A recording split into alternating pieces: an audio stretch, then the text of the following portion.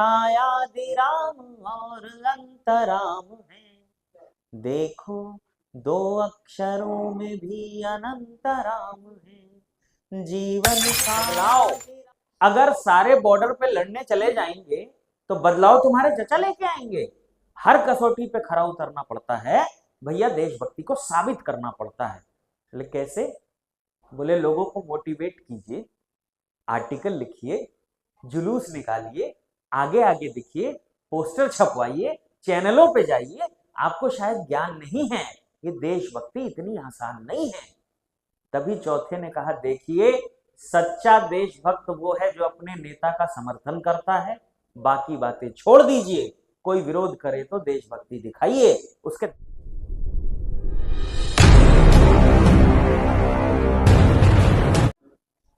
कई विद्वज्जनों ने भाषा के विषय में कुछ कुछ बातें कही, बिल्कुल ठीक बात है। संप्रेषण का एक माध्यम तो है ही भाषा। ये कई बार ध्वन्यात्मक भी होती है जिसमें हम शब्दों का प्रयोग करते हैं, कई बार ये संकेतों में भी होती है, संकेतों की भी भाषा होती है। ध्वन्यात्मक भाषा का एक बड़ा अच्छा उदाहरण आपको देता हूं, और वो सिर्फ हमारे हिंदुस्तान में ही है और किसी भी भाषा में है। जब आपसे कोई बात कही जाती है तो आप प्रतिक्रिया देते हैं, ये ले लोगे, हाँ ये ले लोगे, नहीं, ऐसा करके हाँ नहीं करके अपनी प्रतिक्रिया देते हैं। सिर्फ हमारे देश में, हमारी भाषा में इतनी समृद्धता, इतनी समृद्ध है हमारी भाषा कि बिना शब्दों के प्रयोग के भी हम किसी चीज को मना कर सकते हैं। बोले खाना खाएगा, इतना ही करते हैं हम, यही आवाज है, और ये आपको लगभग हर भाषा में मिलेगी। भाषा का क्या है मामला कि कहते हैं ना संप्रेषण, लेकिन अगर आप ये देखें कि अर्थ का अनर्थ भी उसी भाषा में होता है। अगर क्लियर नहीं है, स्पष्ट नहीं है कि हम क्या कहना चाहते हैं, तो वहां से अर्थ का अनर्थ होता है, और जहां अर्थ का अनर्थ होता है वहीं से हास्य पैदा हो जाता है। एक बढ़िया उदाहरण आपको देता हूं। तो एक की नई नई नौकरी लगी सर, पहले दिन अपने ऑफिस गया वो, तो नमकीन का एक पैकेट लेके गया। तो उसके जितने सहयोगी थे सब उसके पास चले आए। देखिए भाषा में कोई कमी नहीं है, आप इसको गलत कह ही नहीं सकते हैं, लेकिन उसका अर्थ कैसे बदलता है। वो नमकीन का पैकेट लेके गया, उसके सारे दोस्त उसके पास चले आए, बोले आज नौकरी का पहला दिन है, तुमको मिठाई विठाई लेके आना चाहिए था, ये तुम क्या नमकीन का पैकेट ले आए हो। उसने अपना अपॉइंटमेंट लेटर दिखाया, भाषा का चमत्कार देखिए, उसने अपना अपॉइंटमेंट लेटर दिखाया, बोला देखो इसमें लिखा है आपको कंपनी की तरफ से क्वार्टर मिलेगा। तो ये भाषा के चमत्कार हैं साहब। कंपनी उसे कोई और क्वार्टर देना चाहती है, ये कोई और लेना चाहता है, तो ये हो जाता है। हम सब गणेश जी की पूजा करते हैं, गणेश चतुर्थी मनाते हैं। गणेश चतुर्थी, गणेश जी विराजमान हैं। शाम को पत्नी ने पति से बहुत सामान्य सा सवाल किया, केवल भाषा के चमत्कार बता रहा हूं आपको। शाम को पत्नी ने पति से बहुत सामान्य सा सवाल किया, जी क्यों जी, आरती याद है? अब पति ने दिमाग पे जोर डाला, बोला सेकेंड ईयर तक तो पढ़ती थी साथ में, उसके बाद टच में नहीं है। मैं आपको यकीन दिला रहा हूं साहब, गणेश जी की पूजा बाद में हुई, पहले पति देव पूजे गए। तो भाषा, कई बार आपको, वो इंटरव्यू देने आया एक, तो जो इंटरव्यू ले रहा था उसने उससे कहा कि भाई तुमने इसमें लिख रखा है कि तुम्हारा अनुभव 4 साल का है, लेकिन तुम तो कुछ नहीं जानते इस इंडस्ट्री के बारे में, कैसे तुमने ये लिख रखा है? भाषा का चमत्कार। बोला हाँ मेरा अनुभव 4 साल का है, अनुभव मेरे बेटे का नाम है, वो 4 साल का है। ये कई बार ये चीजें हो जाती हैं, लेकिन भाषा एक ऐसी चीज है जिसके बिना न हम जीवन की कल्पना कर सकते हैं, न संबंधों की कल्पना कर सकते हैं, न संवेदनाओं की कल्पना कर सकते हैं। इसलिए इसका समृद्ध होना बहुत जरूरी है, स्वच्छ होना बहुत जरूरी है, और इस मिलकर के हमको यही काम करना है ताकि ये चीज आगे बढ़े। एक कविता आपके सामने रखता हूं, आप जैसा, आप लोगों को पता होगा, आप लोग साहित्य के प्रति सजग व्यक्ति हैं। परसों लाल किले पे कार्यक्रम था, कवि सम्मेलन था। 1947 से ये कवि सम्मेलन चलता चला आ रहा है और इस मंच पे चाहे दिनकर हो, निराला हो, मैथिली शरण गुप्त हो, गोपाल दास नीरज हो, इन जैसे कवियों ने काव्य पाठ करके इस मंच को समृद्ध बनाया है। और मेरा ये सौभाग्य है कि इतनी कम आयु में इस सूची में अगर नाम जुड़ता है तो मैं अपने आप को सौभाग्यशाली ही मानता हूँ। उस कार्यक्रम में परसों जिस कविता का पाठ मैंने किया है वो कविता आपके सामने मैं रखता हूँ।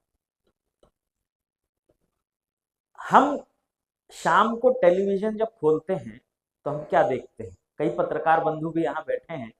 हम क्या देखते हैं? छोटे छोटे 4-5 विंडो बने होते हैं, 5-6 शक्लें दिखाई देते रहती हैं और पता नहीं किस विषय पे लड़ाई कर रहे होते हैं। हाँ, लड़ाई ही है, बहस चर्चा तो उसको कह ही नहीं सकते, लड़ते ही रहते हैं।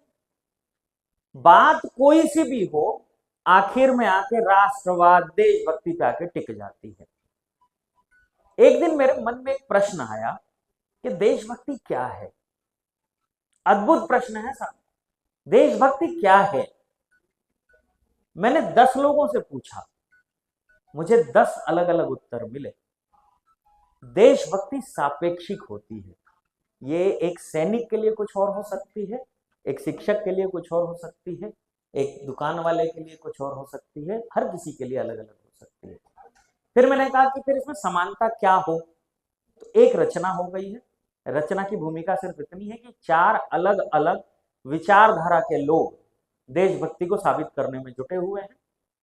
और आखिर में मेरी दृष्टि में क्या है देशभक्ति, सुनिएगा कि कल सोसाइटी के सबसे महत्वपूर्ण स्थान पे, यानी गेट के ठीक बाहर चाय की दुकान पे 4 लोग चाय का मजा उठा रहे थे, साथ ही देशभक्ति का अर्थ भी बता रहे थे।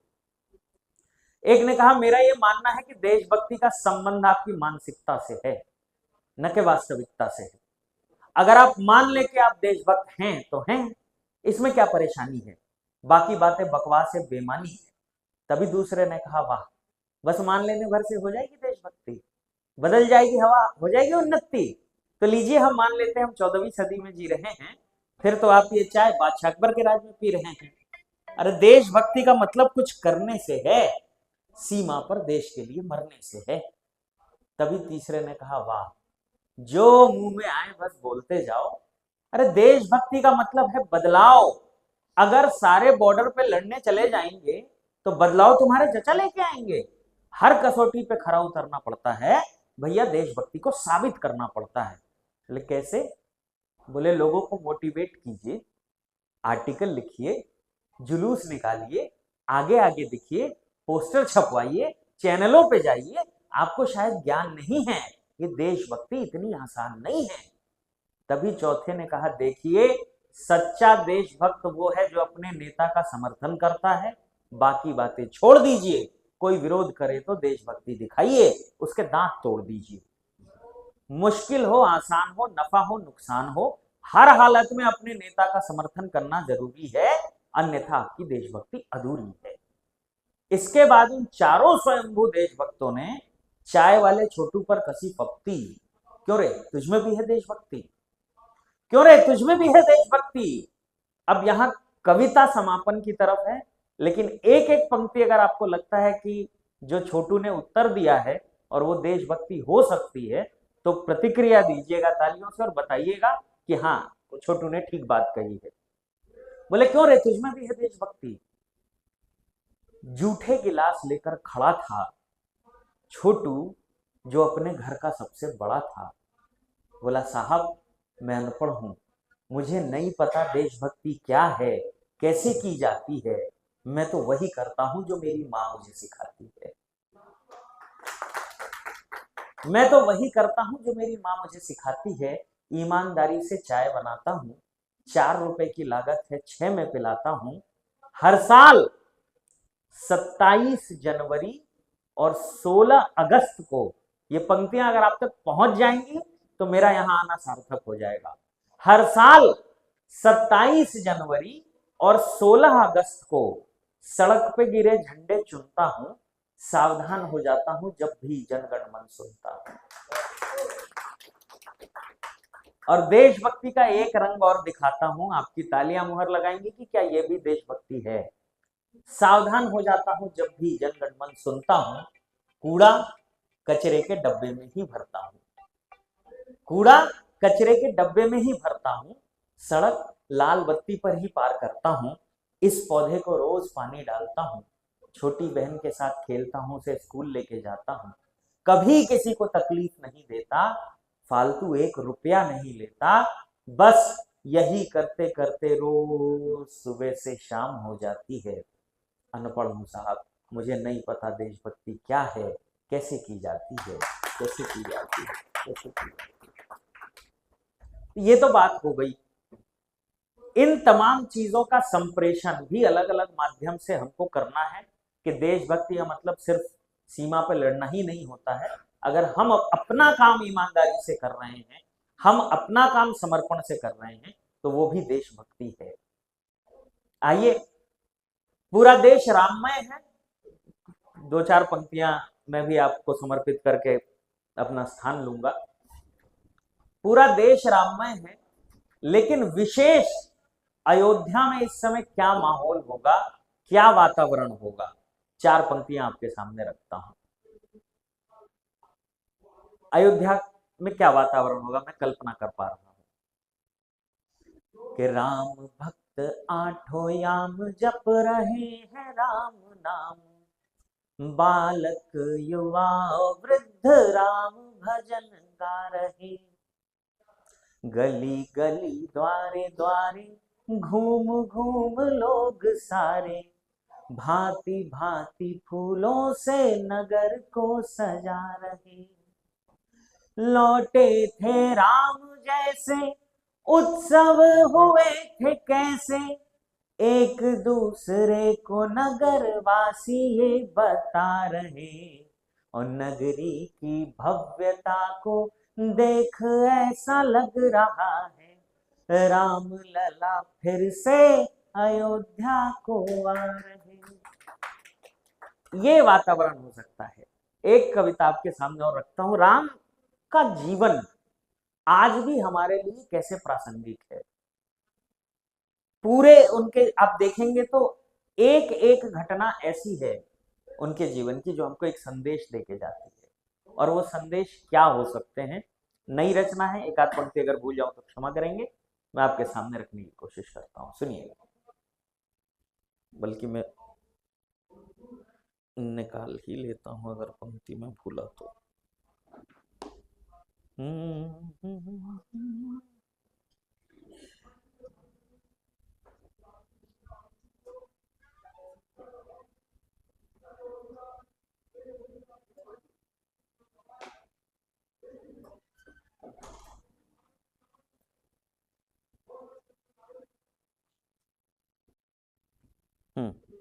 हेलो। राम का नाम जितना छोटा है उसका चरित्र उतना ही बड़ा है। हम जब पहली बार किसी से मिलते हैं और किसी संबंध की शुरुआत होती है तो कैसे होती है, राम राम जी। और जब व्यक्ति अपने अंतिम सफर पे जाता है, जब सारे संबंधों से उसका विच्छेद हो जाता है, तब भी क्या होता है, राम नाम जी। तब एक बात कहता हूं, सुनिएगा कि देखो दो अक्षरों में भी अनंत राम है, जीवन का आदि राम और अंत राम है। देखो दो अक्षरों में भी अनंत राम है, जीवन का आदि राम और अंत राम है।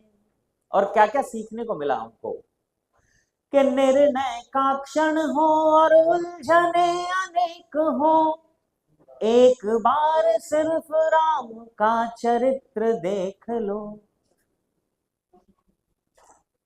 राज और कुल वचन में मान कुल वचन का हो, त्याग क्षण में सारी संपदा की कल्पना करो, तो चक्रवर्ती होकर, नया शब्द दे रहा हूं आपको, चक्रवर्ती होकर सम्राट संत राम है, जीवन का आदि राम और अंत राम है। और राम ने क्या संदेश दिए हमको? बतलाया राम ने केवट को तार कर, शबरी के झूठे बेर को स्वीकार कर। समभाव युक्त ही सबका व्यक्तित्व हो, भेदभाव का नहीं कोई अस्तित्व हो। तो दुख की घड़ी में सुख के बसंत राम है, जीवन का आदि राम और अंत राम है। जो भी हो समर्पित उसका न प्रण टले कभी, अंगद प्रतिज्ञा के साक्षी रहे सभी। संकट में मित्र हो तो उसका भी ध्यान हो, संदेश है कि संबंधों का मान हो। तो मानव मूल्यों की मूरत जीवंत राम है, जीवन का आदि राम और अंत राम है। और गीत का अंतिम बंद आपके सामने रखता हूं। पूजा और सागर की प्रार्थना प्रमाण है, वीरों के गुण धीरशील क्षमा दान है। धर्म नीति न्याय सत्य या के राज काज है, आदर्श शासन सदियों से राम राज है। तो आत्मसात कर ले जिसको वो पंथ राम है, जीवन का आदि राम और अंत राम है। देखो दो अक्षरों में भी अनंत राम है, जीवन का आदि राम और अंत राम है। बहुत बहुत धन्यवाद, बहुत बहुत आभार, आप सबका बहुत बहुत शुक्रिया।